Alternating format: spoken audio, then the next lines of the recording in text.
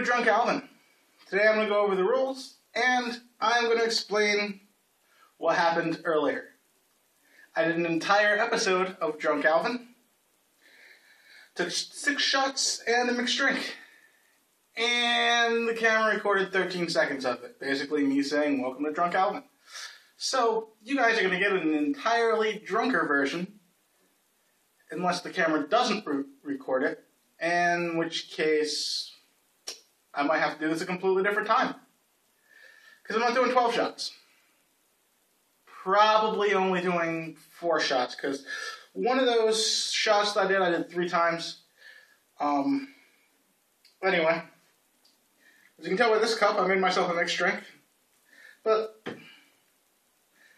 I'm going to explain the rules drunkenly, and then when I don't actually follow the rules the way I explained them drunkenly, next time, you'll understand it's because I misspoke, because I'm a little bit drunker than I meant to be when I actually laid the rules down. Alright. Now, normally I will be doing this with clean shot glasses to start. These ones are not clean shot glasses because I've already done this. I also made a little bit of a mess that you completely missed. I'm not cleaning it up on camera. You're going to have to wait until next week to see the bar without that mess. Haha, take that.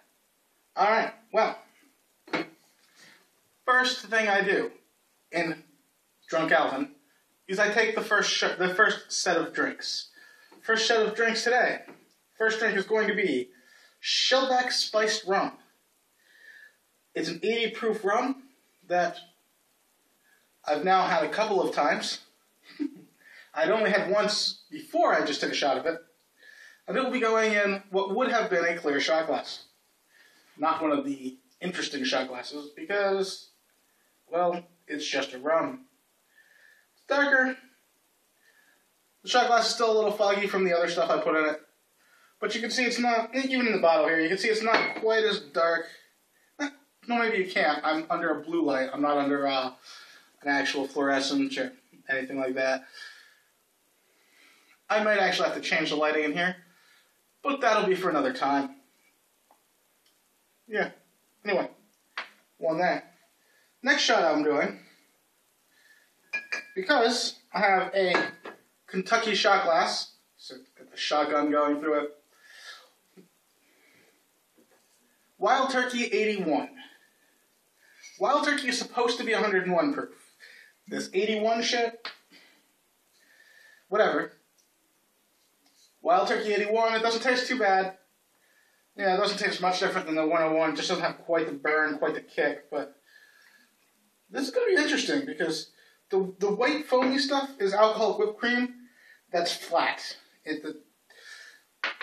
I'm not even sure I'm going to do those drinks. I'll put the other stuff out on it. I actually put the things down here, but whatever. Maybe I'll do one of them just to show it off a little bit. But the whipped cream things don't work. So alcoholic whipped cream is great when you first buy it. The first time you break the seal, use the whole damn thing. I don't care if you just have to keep making hot chocolate all day and cap it. Because afterwards, I'll show you with not with one of these, but when I get to that shot, I'll show you that it's just not as good as you'd expect whipped cream to be. It's not normally freaking looking like stat-ass Cool Whip. It's normally really fluffy. This is Stoli, it's chocolate raspberry. Chocolate raspberry. I don't know what the hell language they're pretending that is. I'm going to guess Italian. I don't speak any Italian, but I'm assuming that that's really not how you say chocolate raspberry in Italian. Alright. Now, a mixed drink, as you can tell, I've drank almost all of it. Actually, a little bit of a signature cocktail of mine that I'm now not going to do right because I did it while you guys couldn't see it. It is what I call Dragon's Breath. You'll have to excuse me if I talk to the liquor bottles for a little while. No offense, I hope. I'm actually feeling it from earlier from the game, from the thing. Put about an ounce or so of dragonberry in it, so it's a little bit more than an ounce. And it's kind of a modification on a Bacardi cocktail. A Bacardi cocktail is basically a rum sour using Bacardi as the rum and a splash of grenadine. Instead of that, I use a little bit less rum than you would, and I'm using dragonberry rum. I use a little bit less rum than you would for a Bacardi sour. And I'm using, instead of using grenadine, I'm using pomegranate. Now, often when I do this, I will put a splash of grenadine in it, mostly for the color. See, it makes it a little redder. You'll see it more when I put the sour. Now, anytime you do sour, you're actually supposed to do shakers. And I might. Let's find out.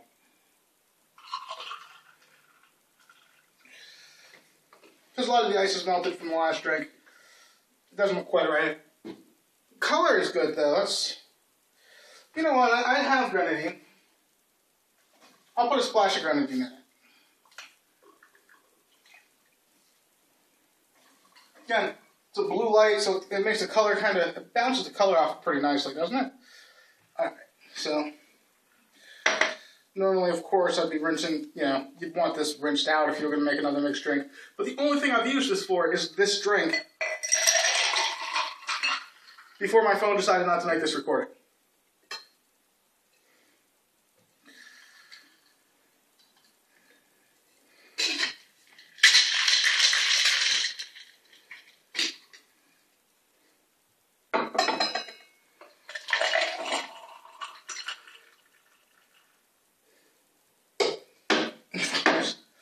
If you're doing this for anybody besides just yourself, you don't take a straw, put it on the freaking spill pad, and then put it back in the cup. I won't either today. Because I have a lot of straws. There's nothing manlier than sipping out of a straw of a fruity colored beverage. Alright. Rum.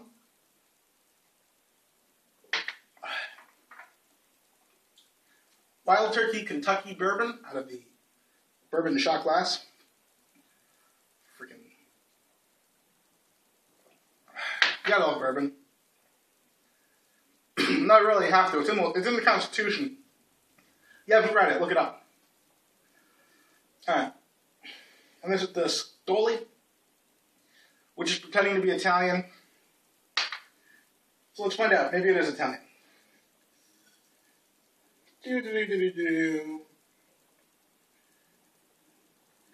Imported by William Grant and Sons from New York, New York.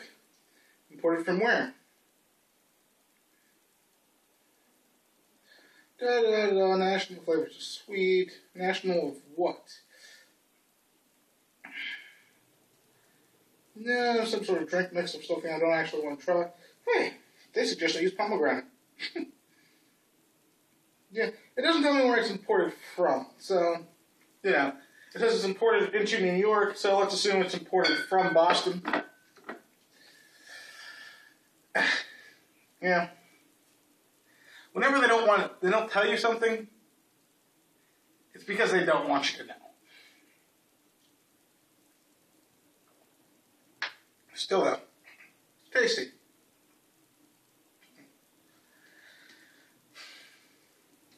Alright, at this point,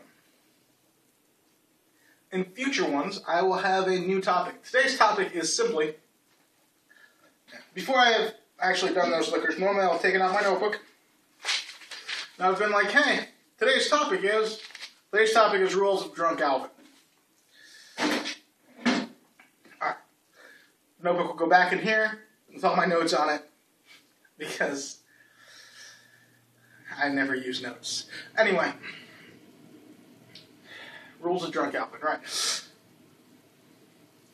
I completely forgot what I was talking about, so give me a second. Normally, I will probably not have this many drinks. I might have to up my game. Maybe I'll break out a double or something next time. Or I'm not sure 9 before I start is good. Anyway.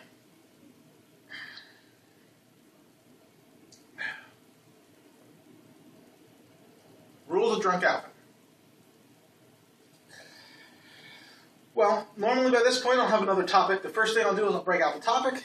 Then I'll explain the drinks as I just did. The first 3, possibly 4 in the future. Because if I'm going to call it Drunk Alvin, I need to be a certain level of drunk that I am not going to really reach with 3. Since I believe myself to be coherent right now, and that's 9. Especially if I'm going to be, and not including that's the second one of those. So it's roughly a shot. So let's call it 10. I haven't touched that thing yet. It's actually delicious. If you have a chance, if you happen to have stuff around or you mix your own drinks. Not sure if I told you the brand I'm using for sour mix. Sour mix is very important. You put sour mix in any drink, it will save it. It'll make it sour, but it'll save it. Then you wind up with a sour drink. When you find a sour drink, put about a splash of grenadine in it, takes the sour out. You have yourself a delicious cocktail, and you cheated. Anyway, I am using Master of Mixes. Master of Mixes is not my sour of choice, to be honest. The best sour I've had is Finest Call. But I entertain a lot, and I need a lot of sour, and this comes in bottles like this. Bigger, and it's fairly good. Alright, it's the end of the plug for that one. I will probably mention it every freaking time until I get a different sour, and then I'll be like, this time I'm using this sour mix. Or I'll give you the recipe for homemade sour mix that I will claim to have made. It's possible I'll actually make it. Hey, Cameron, speaking of things that I've probably... Now, you know what? Something to do with cooking. Why I don't do cooking very often. You may have noticed in my flashy movements the little wound on my left wrist. That is from cooking from Thanksgiving. No, I didn't cook an entire dish. I was going to do the, something pasta. I don't even remember what it's called. It's a pasta dish. Use the spirally spaghetti things that apparently have some spinach in it and are multicolored. And then you chop up a bunch of meat and throw it in there. It's actually really good. And a bunch of Italian dressing. I seriously, if you are actually talking to me about recipes, you are lost. The most complicated thing I know how to make is breaded pork chops, and I don't. I don't because I screw it up. I know how to make it, but I will screw it up. It's just one of those things. Oh, carbonara.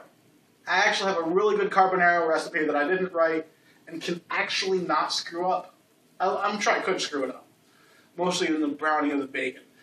But, I mean, really, it's got a lot of bacon in it. That's cheating. Any dish with a ton of bacon is good. This is what you can look forward to in Drunken Alvin, because this has nothing to do with the topic of rules of Drunken Alvin. I am definitely adding a 4th shot into the initial part of Drunken Alvin. I hope the recording this time, because not recording last time was only funny once, camera. Alright.